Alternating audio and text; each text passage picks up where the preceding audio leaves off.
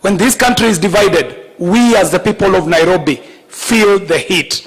So when we see you going into areas that were considered as unpenetratable and recognizing them as Kenyans and giving development across the country equally, we, the people of Nairobi, are direct beneficiaries. We appreciate your efforts in going out and uniting this country for the unity and prosperity of this country. One of the leaders that you have been mentoring is a great young man from Keharo constituency, the leader of the budget committee in parliament. Tafadhali mkaribisheni rafiki yangu Mheshimiwa Samson Ndindi Nyoro. Karibu tena Dagoreti, na sio mara yako ya kwanza hapa kanisani. Karibu. Asante sana ndugu yangu KJ. His Excellency the President of Kenya, His Excellency Dr. William RUTO, our Bishop Dr. Ken Kamau, na Wakristo wenzangu. Bwana Yesu asifiwe. Amen. God is good and all the time. Rais wetu, saa zingine tukiwa na wewe tunakuwa wachache kwa maneno, kwa sababu sisi tunakuja tu to prepare the way. But I want to say that today I am a very blessed person. For me to have come to this church today, mimi naona ni kama hata kuleta rais ni Mungu alifanya hiyo jia nishiriki na nyinyi siku ya leo. And I want to laud the quality of praise and worship that I have seen in this church. To be honest, leo nimekumbuka nikiwa CU High School na University, wakati tulikuwa tunaomba zaidi, kwa sababu the kind of quality and worship tumeshiriki nayo, it is touching the core of the heart. So to our teams who have led us, asanteni sana. You already did a lot of preaching before even the bishop came to conclude. Na mimi ningetaka niwatakie kila laheri hii kanisa. Nikikaa hapa chini sijaona hii kanisa hii ambayo tuko hapa siku ya leo peke yake. I have also seen expansion of this revival church. And not just in terms of preaching. Mimi nimeona hata hii kanisa, nimeona pale kuna Look Up TV.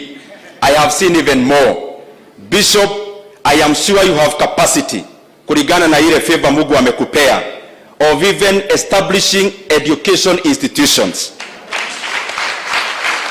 As you are preaching here, mimi nikikuangalia nimeona mtu kama Bishop Oyedepo akipreach hapa.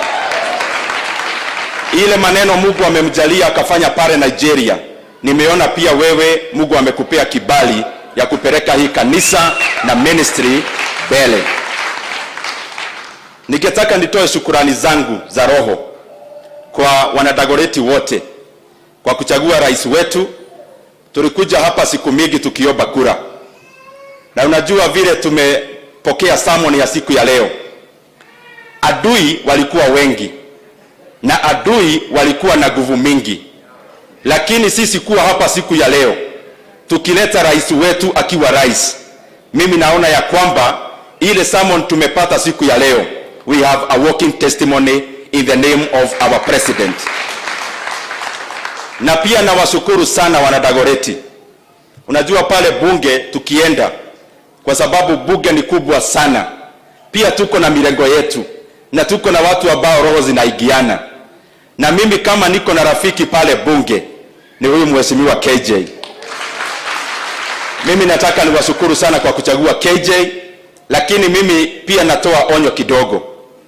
Huyu KJ ni mwanakamati na chairman wa ICT yote ya Kenya pale bunge.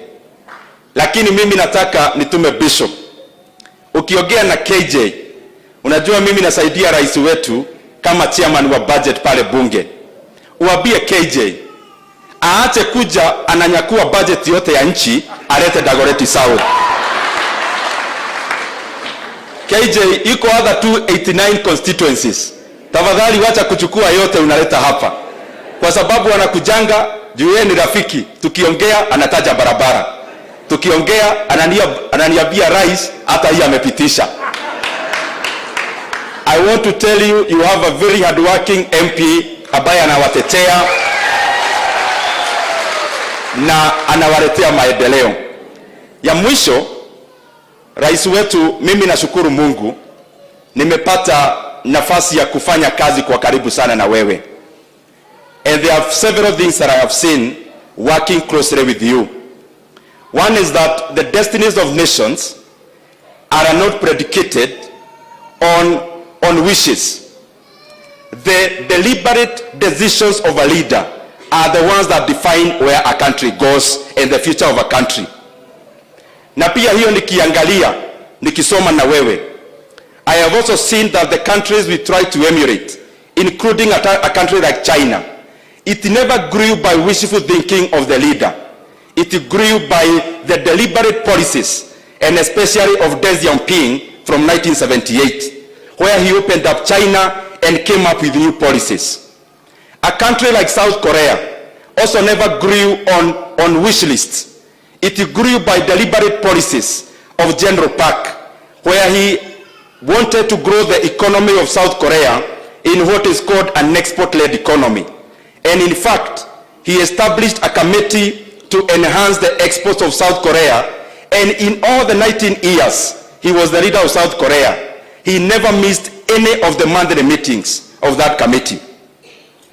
Mr. President, when we took over, we had long meetings, including with the majority leader and our treasury. And the truth of the matter is that Kenya was in red. Kenya was in a cliff. Lakini wewe ukatueleza, hata tukiendelea kulalamika, hatujisaidii. Ukatuambia tukuje shati na tuingie kwa kazi.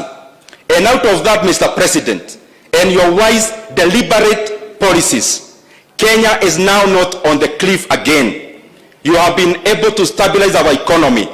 Mr. President, actually in this year of 2023, beyond the other problems we have in the economy, Kenya was actually the 29th fastest growing economy in the world. Mr. President, you have been able to work around our debt. You are no longer under distress. We are now able to fulfill our obligations, and we are almost taking off. Mr. President, when we took over, inflation was very high. You have been able to stabilize our inflation actually within our limit. We have set a limit of 7.5, 2.5 to 7.5. We are already below that because of deliberate policies. Mr. President, also, you told us that for a country to grow, we have to focus not on consumption, not on consumption, but on production. And you never stopped there. You actually walked the talk. That is why in all the spheres of production, you have been able to incentivize primary production by way of fertilizer, by way of mining, will be coming up very strongly, by way of forestry, by way of fisheries. Also in the industry, you are doing deliberate decisions and policies around industry, around aggregation parks, around industrial parks, around enhancing our EPZs. These are deliberate policies you are putting in place. Also in the tertiary level of production, Mr. President, you have invested a lot of money in IT and also other areas around tertiary production. But also, you told us that to build a cohesive economy, beyond growing the economy, we have to build an egalitarian society, an equal society. And that is why you are investing money in the healthcare, because these are shared services. You are also investing a lot of money in education, so that even as we grow the economy, we continue to bring all the hearts and all the brains of the Kenyan youth into building our country. Mr. President, mimi ni kijana, lakini nikikaa chini, nikisoma uchumi mingi za ulimwengu, I am certain in the next few years, Kenya will be a great economy. Na rais ukanyagia hapo, sisi tuko nyuma yako. Wewe uendelee kujenga nchi yetu kwa sababu tunaona mwangaza pale mbele. Na kwa Wakenya wote, saa zingine when we are doing these kind of things, saa zingine kuna instability. It is common and normal just to remind us that we have some work to do. Kwa hiyo instability ambayo inaweza kuja, tukaze mishipi, kwa sababu mimi naona kama rais angekuwa mtu wa kujipenda, akuwe mtu tu ya kutaka kupigiwa makofi, angeingia kiti aseme weka subsidy kwa mafuta, hata weka subsidy kwa unga, na tuendelee kukopa. Lakini within no time Kenya would collapse. Lakini kwa sababu rais hajipendi, anataka Kenya ambayo iko na msingi, amesema hata danganya wa Kenya, tuweke msingi dhabiti, na hiyo msingi ndio itapeleka Kenya mbele. Kwa hayo mengi, asanteni sana. May God bless you. Ladies and gentlemen, if you do not know, that is a young gentleman who is tasked with the responsibility of planning the Kenya national budget.